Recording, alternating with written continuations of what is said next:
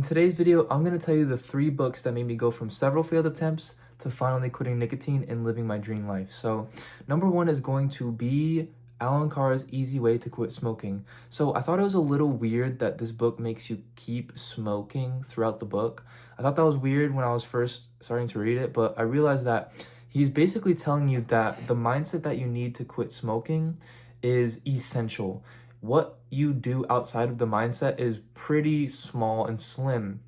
If you have the mindset, if you do not have the mindset that you need, you will fail. And he tells you all about how he breaks the limiting beliefs, like it's not a stress reliever, you will be able to have fun after you quit, all things like this. I definitely recommend this book. It helped so much when I was quitting. It basically gave me all the mindsets that I need. And then coming in at number 2 is going to be Dopamine Nation by Anna Lemke, I think is how you say it. And this book was really interesting. This book takes you down the path of addiction, what addiction actually does to your dopamine transmitter. So essentially, dopamine is like a seesaw. Let's say this is good, this is bad. Whenever you do something that's good and fun and instantly gratifying, you basically tip it like this. And what do seesaws normally do? They have to even themselves out, and your brain self-regulates that automatically. So when you do something like doom scroll or smoke nicotine or jerk off, you are making your brain have to even it back out. And this is what leads to post-nut clarity, suicidal thoughts, depression, things of that nature. And the book also goes into detail about how you can get addicted to pretty much anything. It doesn't have to be a substance. You can get addicted to doom scrolling. You can get addicted to books, like romance books. She talks about that. And essentially, everything in this world is vying for your attention so that you can get addicted to it. And this book kind of opens your eyes on how dopamine exactly works in the brain and what you can do about it. Now, number 3 is going to be The Power of Now. This book is kind of interesting. I didn't exactly read it during my active addiction. It was a book I read earlier, and I remembered the principles of it while I was smoking. So this book is essentially about how you need to be mindful and present. And when you actually meditate, and when you are in the act of being in the present, you are actually changing how much you are mindful, how much you think. So essentially, when you meditate, when you practice the art of mindfulness, it makes your brain work more when it comes to doing automatic habits. Like if you are addicted to nicotine and you start to meditate and you start to think about the power of now, you start to think, before you start smoking out of habit, you start to think like, wait, and you start to engage your brain a little more as opposed to mindlessly going through the day smoking, doing everything that you normally do.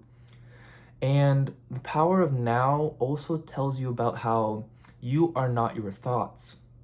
You do not have to indulge in every single thought that you get.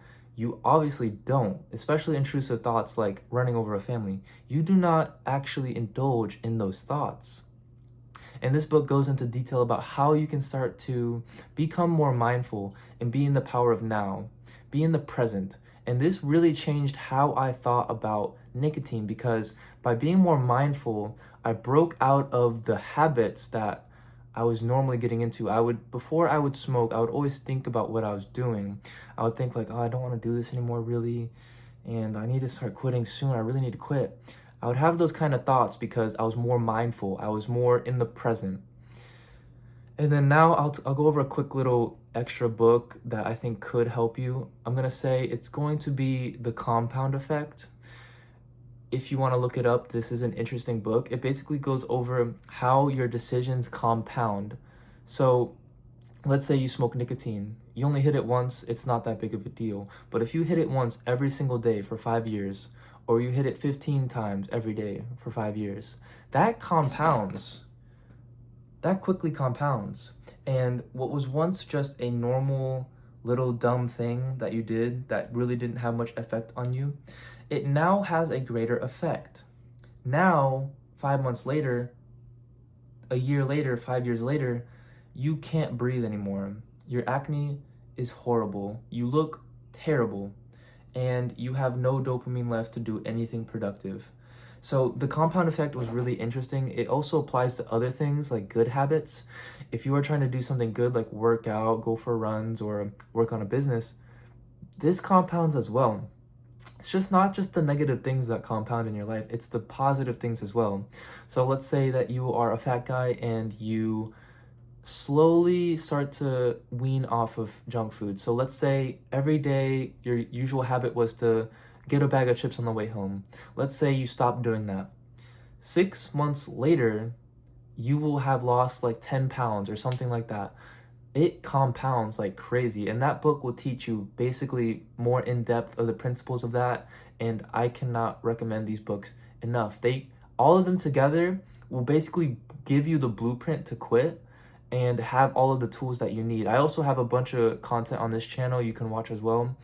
And one final note that I have is that when I was quitting nicotine, it was really, really hard for me to read. So I would actually suggest, if you want to get through the books faster, is to actually listen to them. I think there's some free like Audible formats that you can find on YouTube for free, or you can get like the Audible like $1 for a month and just listen to those and then cancel it. I would recommend that a little bit more than actually reading them, because I remember it took me forever to get through the books because I literally had no dopamine. It was only like when I had the willpower and motivation to read is when I would, and I would only be like 10 pages. So that's what I would recommend to you. Those are the 4 books. I know I said 3, but I gave you an extra one because I want to help you, right? Check out the rest of my content on this channel. I do go over full guides, 2025, how to quit, and also for 9 to 5s. All right, thank you.